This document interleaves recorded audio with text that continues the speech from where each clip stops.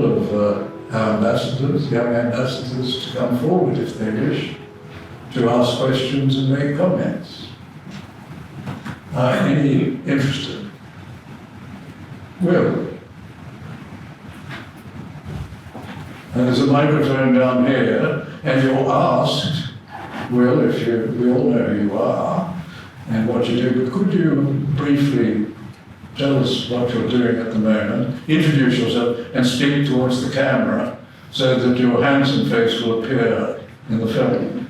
Thank you, Professor. My name is Will Jefferies. I am currently working as a spokesperson and writer for Advance Australia, which is... Move the microphone up.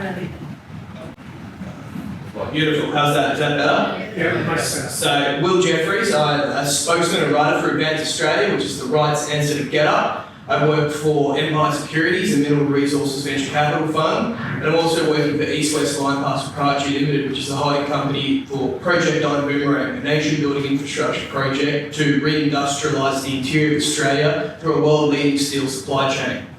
Now, I'm a constitutional monarchist because I don't trust our politicians. So I've been very involved in the Liberal Party, and I've found that the pre-selection process does not reward those with merit, those with patriotism, and those with service-based mindset to govern this country. Now, if you don't mind, I may pull up my phone because I did have a number of things to say. And I will start off with the reason why a lot of young people are sceptical of the constitutional monarchist cause, but overall why, in net terms, it is better than what the Republicans have to offer. First of all, considering how Premier Daniel Andrews has governed Victoria, he's responsible for 800 deaths through his hotel quarantine scandal, ignoring the advice of the National Cabinet. Where's the Governor of Victoria?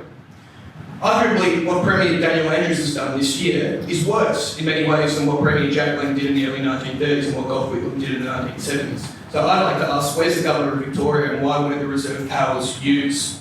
Second of all, I'd ask, a lot of young people, especially in conservative circles in this country, are increasingly concerned about Prince Charles becoming our head of state, considering he's aligned himself with World Economic Forum, Klaus Schwab, and the new Great Reset agenda to take away Australian sovereignty in order to save the climate change issue, which a lot of us, especially in the younger generation, totally reject.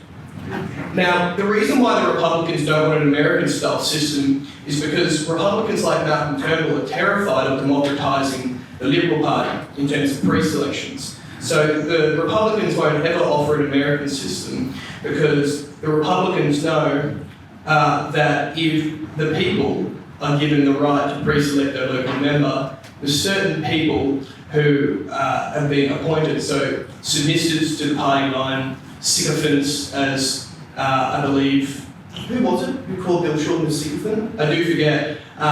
They don't want an American system because it democratises the two major parties and means it'll actually be a meritocracy instead of a place for careerists to run this country. I'd also like to ask about constitutional integrity. I'm a constitutionalist, not a royalist. Now, Section 100 of the Constitution says that water is not to be a tradable asset. But you see what's happening with the Murray-Darling Basin Authority right now, the privatisation of water, 30% of that water going out to Lake Alexandria in South Australia, perhaps to increase the price of those glowing water assets. The final thing I would say is, we talked about Alexander Hamilton before. Well, Alexander Hamilton was an incredible man. He also was an advocate of the National Bank for Australia, i.e. issuing credit interest-free true productive investment as opposed to the property market and mortgages, which is a fundamentally unprotected asset.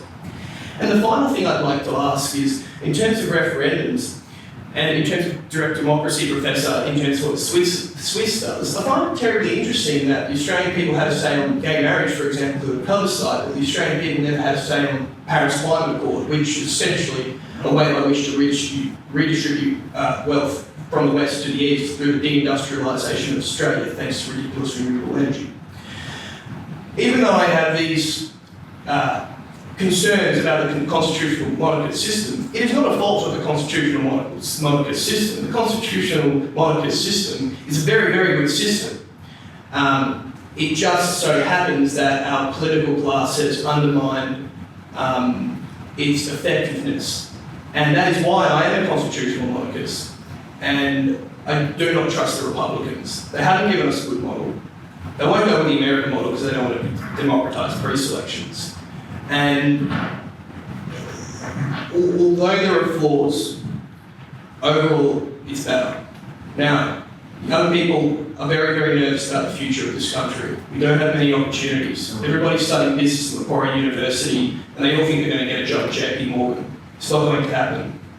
We need to reindustrialise the interior of this country, and we have to do it with the assistance of the Crown, we have to do it with the assistance of the Constitution, and we have to do it with the assistance of politicians who are not just interested in their careers but serving Australia for the future. Thank you.